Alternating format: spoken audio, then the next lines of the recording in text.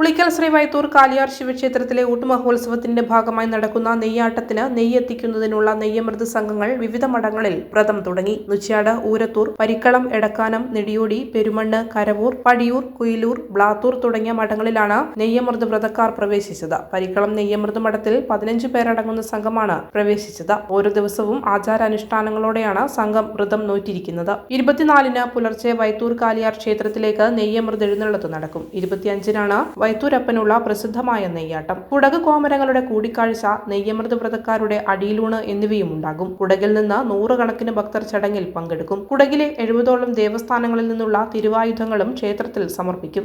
കുടകിൽ നിന്ന് കാണപ്പുറത്ത് ക്ഷേത്രത്തിലെത്തിക്കുന്ന അരി 22-ന് വൈകിട്ട് വലിയ തിരുവത്താഴത്തിന് അടക്കും. തായമ്പക, കുടകരുടെ പാട്ട് എന്നിവയും ഉണ്ടാകും. ഊട്ടുത്സവത്തിന്റെ പ്രധാന ദിവസമായ 24-ന് ഉച്ചയ്ക്ക് തിടമ്പ നൃത്തവും ആനപ്പുറത്ത് എഴുന്നള്ളത്തും നടക്കും. വൈകിട്ട് 6:30-ന് പടിയൂർ ദേശവാസികളുടെ ഓമനക്കാഴ്ച ക്ഷേത്രത്തിലെത്തും. രാത്രി വർണ്ണശബളമായ താലപ്പൊലി ഘോഷയാത്ര ഉളിക്കൽ ഗുരുമന്ദിരത്തിൽ നിന്ന് പുറപ്പെടും. ഉത്സവം 26-ന് സമാപിക്കും. ശ്രീ വൈത്തൂർ കലാക്ഷേത്രത്തിലെ ഊട്ടുമഹോത്സവത്തിന്റെ പ്രധാന അടിയന്തരമായ നെയ്യമൃത് സമർപ്പണം. നമ്മൾ നിൽക്കുന്നവർ ഇവിടെ നിൽക്കുന്ന തറവാട്ടുകാർ നമ്പ്യാർ നായർ സമുദായത്തിലാണ് നിൽക്കുക. അപ്പോൾ ധനു 25 മുതൽ വ്രതം ആരംഭിച്ച് മകരമാസം 4-ാം തീയതി മഠത്തിൽ പ്രവേശിക്കുക എന്ന ചടങ്ങുണ്ട്. അപ്പോൾ ആ ചടങ്ങ് തുടങ്ങുന്നതെന്ന് വെച്ചാൽ നമ്പൂതിരി വന്ന് നമ്മളെ കലശം കുളിപ്പിച്ച് നെയ്യമൃത് മഠത്തിൽ പ്രവേശിച്ചാൽ പിന്നെ 4-ാം തീയതി മുതൽ കഴിഞ്ഞ് 10-ാം തീയതി രാവിലെ നെയ്യ് നിറച്ച് കെട്ടി ഇവിടുന്ന് എടുത്ത് വയത്തൂരേക്ക് പോകണതിൻ്റെ പ്രധാന ചടങ്ങ്. അപ്പോൾ അതിനു മുമ്പായി ഇവിടെ എത്തുന്ന എല്ലാ ഭക്തജനങ്ങൾക്കും 4-ാം തീയതി മുതൽ അന്നദാനം, ഉച്ചക്കഞ്ഞി, രാത്രി ചോറ്.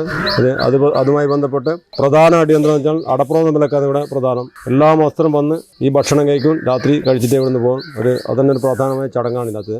പിന്നെ നമ്മളെ വെച്ചാൽ 4-ാം തീയതി കയറി കഴിഞ്ഞാൽ 2 നേരത്തെ ഭക്ഷണം കൊടുക്കുക. പിന്നെ 10-ാം തീയതി 4-ാം തീയതി കലശം കൂടി കഴിഞ്ഞ് പിന്നെ 9-ാം തീയതി കലശം കൂടിയും കഴിഞ്ഞ് 10-ാം തീയതി രാവിലെ നെയ്യ് നിറച്ച് കെട്ടി ഇവിടുന്ന് ഈ ചെമ്പോട്ടിപ്പാറ വരെ കയ്യിൽ തൂക്കി പോകും. അവിടുന്ന് നെയ്യ് ശിരസിൽ എഴുന്നള്ളിച്ചിട്ട് പിന്നെ കിരാതമൂർത്തിയുടെ സോപാനത്തിൽ സമർപ്പിക്കുകയും ചെയ്യാം. അത് കഴിഞ്ഞ് 25-ാം തീയതി നെയ്യാട്ടം, നമ്മൾ കൊണ്ടുപോകുന്ന നെയ്യ് സമർപ്പണം കഴിഞ്ഞാൽ നെയ്യാട്ടം നടക്കും. ആ നെയ്യാട്ടം കഴിഞ്ഞ് 1 മണി സമയത്ത് നമുക്ക് അടിയിലൂണ് എന്നൊരു ചടങ്ങുണ്ട്. അടിയിലൂണ് ചടങ്ങ് കഴിഞ്ഞിട്ട് മാത്രമേ നമ്മുടെ സംഘത്തിലേക്ക് വീട്ടിലേക്ക് തിരിച്ചു വരാൻ പാടുള്ളൂ. അപ്പോൾ ഈ മഠത്തിന്റെ പ്രത്യേകത എന്ന് പറഞ്ഞാൽ ഈ നെയ്യാട്ടം കഴിഞ്ഞ് തിരിച്ച് വീട്ടിലെത്തി കഴിഞ്ഞാൽ പിറ്റേ ദിവസം ഈ ഭഗവതിക്കാവിലൊരു കലശം കഴിയണം. അപ്പം ഭഗവതി തരുന്ന ആ നിവേദ്യം കഴിച്ചിട്ടാണ് നമ്മുടെ വ്രതം മുറിക്കുക. എന്നിട്ടാണ് നമ്മളെല്ലാ വീട്ടിലേക്കും നമ്മൾ തിരിച്ചു പോവുക. അതാണ് ഇവിടുത്തെ പ്രധാന ചടങ്ങ്. വൈത്തൂരൊക്കെ എപ്പോഴാണ് വൈത്തൂരൊക്കെ അമ്പലത്തിലേക്ക് എത്തുന്നത്? വൈത്തൂരൊക്കെ ജനുവരി 24 രാവിലെ ഇവിടുന്ന് നെയ്യ് നിറച്ച് കെട്ടിപ്പോ. എന്നിട്ട് ഇവിടുന്ന് രാത്രി നമ്മളെ ഒരു 3 മണിയാകുമ്പോൾ എഴുന്നേറ്റ് നെയ്യ് നിറച്ച് കെട്ടി ഒരു ചോറ് വെച്ച് പച്ചരി ഇങ്ങനെ ചോറ് വെച്ച് നിവേദ്യം കഴിച്ചതിന് ശേഷം ഇവിടെ നെയ്യ് എടുത്ത് പോകാൻ പാടുള്ളൂ അച്ഛനത്.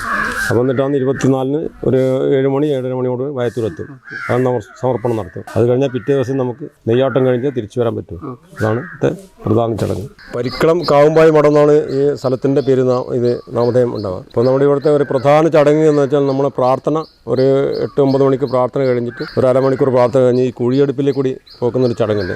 അത് ഏറ്റവും പ്രധാനമായ ചടങ്ങാണ്. അത് 3 പ്രാവശ്യം പോയി കുഴിയെടുപ്പിലേക്ക് കൂടി നടന്ന് അവിടെ വിളക്കിൻ്റെ മുമ്പിൽ സാഷ്ടാംഗം നമസ്കരിച്ച് വിളക്ക് കൊട്ട് വെച്ചാൽ ആ ചടങ്ങ് തീരും. എന്നിട്ടാണ് നിലവിൽ വരുന്ന ഭക്തജനങ്ങൾക്ക് എല്ലാവർക്കും ഈ പ്രസാദം പ്രധാന വിലക്കിടക്കുള്ള സദ്യ കൊടുക്കുക. അങ്ങനെയാണ് ചടങ്ങ്.